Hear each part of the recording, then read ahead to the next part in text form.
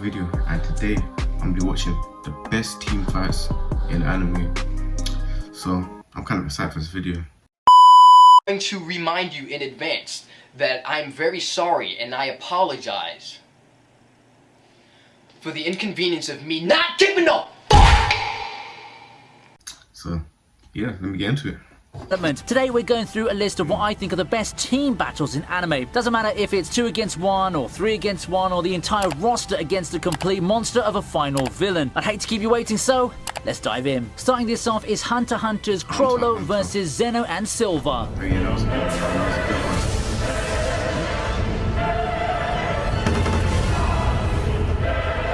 Hunter x Hunter has no shortage of team battles, but one thing that really stood out to me is seeing Zeno and Silva battle Chrollo in the York New City arc. In addition to seeing strong fighters duke it out, I love this fight for how much it highlights the impact having an ally can have, especially if that's another powerful ally who can come up with strategies on the fly. Chrollo finds himself on edge as he's forced to switch tactics on the go due to the team up, and it adds another dimension to the fight that we don't often see. The battle didn't finish normally as the Zoldyaks abandoned their mission, but you can truly see how a team up of 2 top-tier fighters can push someone as strong as Chrollo to the limit. Despite what the characters themselves say, I think even serious Chrollo still would find it difficult to beat the Zoldyaks. Yeah, he's struggling.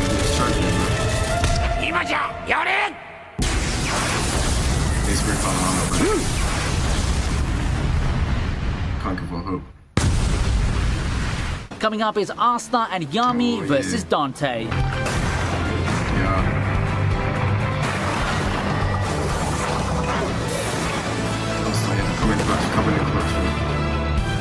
Your rival being your best partner in battle? Let me take that back a bit, okay? More than your rival, it's your mentor who's got your back, who's your best partner in battle, and this fight is more than enough proof of that. After a long history of being saved by Yami, it feels refreshing to see Asta finally reaching the point of being able to fight alongside his mentor as equals, even if that means overcoming his limits to do it. It took a while, and it's at this point where we truly see Asta grow up from that noisy, annoying kid early on into a full-fledged badass able to stand side by side with the big bro that's been looking out for him since the start. The fight being amazing ends up becoming second fiddle to the whole emotional investment thing. Yeah,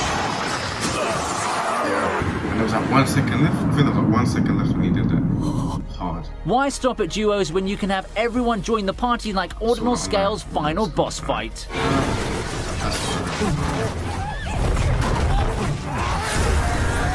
As a fan of SAO, I really recommend watching Ordinal Scale. Even as a mostly standalone movie, it's one of the best the franchise has to offer, and it has elements that become relevant in Alicization. There are many things to look out for, but the highlight must be the boss fight against an incarnate of Radius. A hopeless boss fight against what's supposed to be Aincrad's original final boss takes the audience through the emotions of despair and hope as Arsuna arrives and Yui brings in almost every named player from all the games into the mix. Everyone gets to get their shots in, and we're treated to some spectacular movie visuals of Arsuna and Kirito landing their signature moves, formally closing by giving us the satisfaction of seeing Aincrad being cleared. It's something that the original story never got to, and it feels cathartic having this movie give us the pleasure of seeing it. Right after that comes another cinematic tie-in, My Hero Academia, The Two Heroes. Yeah.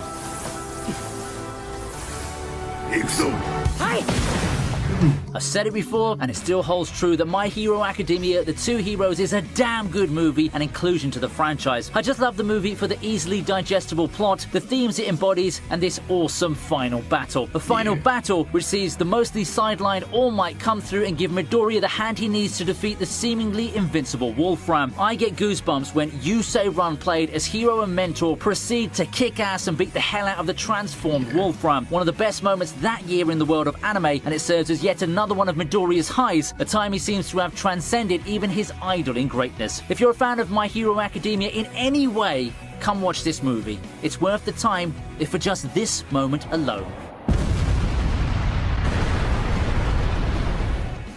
And if this list has so far been worth your time, then please consider liking the video and subscribing to the channel. We're trying to hit 1 million subs by the middle of the year, and we need a little bit more help getting to that finish line. Whether we make it or not, all depends on you. So if you like the video and you're still not subscribed, then please do so.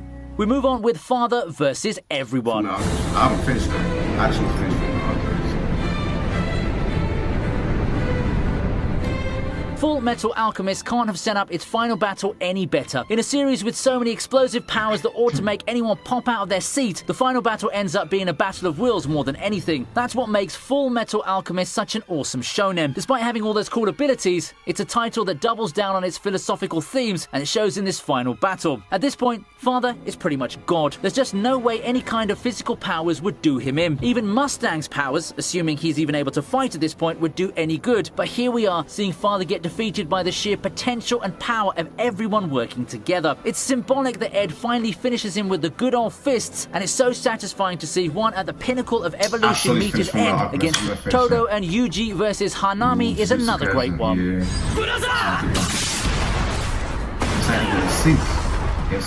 While not as climactic as the Father fight, Todo and Yuji's team up against Hanami is one of the best moments in the entire Jujutsu Kaisen anime. Todo's been the cool bro to Yuji throughout this arc, and seeing them put their quickly built team chemistry in action in this battle is such a great moment. Gojo stole the show at the end, but the teamwork that the two displayed prior to that is something else, don't you think? And that's not even getting to the amazing animation we got for this whole fight. Then again, considering how well the rest of the major fights and key highlights for Jujutsu Kaisen have been animated, it's not surprising for some of you to overlook it. After all, what's gold becomes less valuable when you've got so much of it. And of course, we have to talk about Demon Slayer after Jujutsu Kaisen.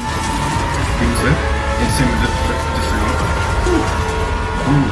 I'd say that the adaptation of the Red Light District arc passes with flying colours, bringing to life what was one of the longest battles and arcs the Demon Slayer manga had. Despite lasting for well over half the season's run, the Daki and Gyutaro fight in Demon Slayer never felt that long. Perhaps it's because of the magic of how the fight was structured. It's not just a slugfest featuring the same combatants, and with the main focus being ever shifting, it instead feels like a series of connected fights. You get a bit of Tengen versus the Upper Moons, and then there's the Garmano siblings teaming up in an epic showdown, and the sheer permutation and gimmicks of the fights makes this long stretch very immersive. Face it, time just flew by when watching this fight. Do I even have to talk about the animation at this point though? It's Demon Slayer. It's Ufotable. You know what to expect. Yeah, at the same time. Lest we forget, we move on to another Ufotable production, Heaven's Feel. I haven't watched it. I haven't watched Feel say that. I might watch that. Yeah, I might watch that. Ryder and Shiro have to be one of the strangest combinations that worked out so well. Nothing about Shiro makes me think that he'd make a good partner for Ryder, but seeing how they took it to the unstoppable Saber Alter gave me some second thoughts. What I like about this team up with Ryder is how the two of them strategized and played to their strengths. Perhaps it has to do with Shiro knowing his former servant's tendencies, but with how they work together, you wouldn't know that they've pretty much known each other as battle partners for a while. Of course, the highlight is more of Ryder's epic attacks and how the entire cavern breaks apart in a clash with Saber Alter. You could just feel the cataclysmic energy watching the sequence, and this battle serves to highlight Ryder's true strength, which is a good thing because Ryder gets jobbed out early on in the other routes. Okay. I'm off the West. Ending this list, I knew it was going to be on the list. I knew it was going to be on the list. It had to be on the list. It had to be on the list. The teacher, Sasuke. Hard. Yeah.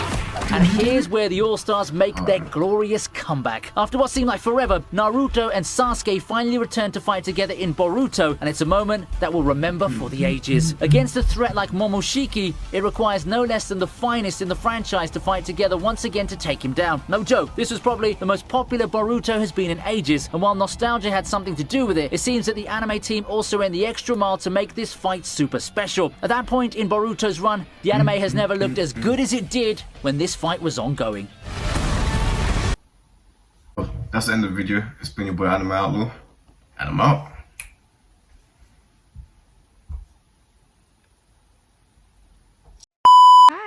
Okay.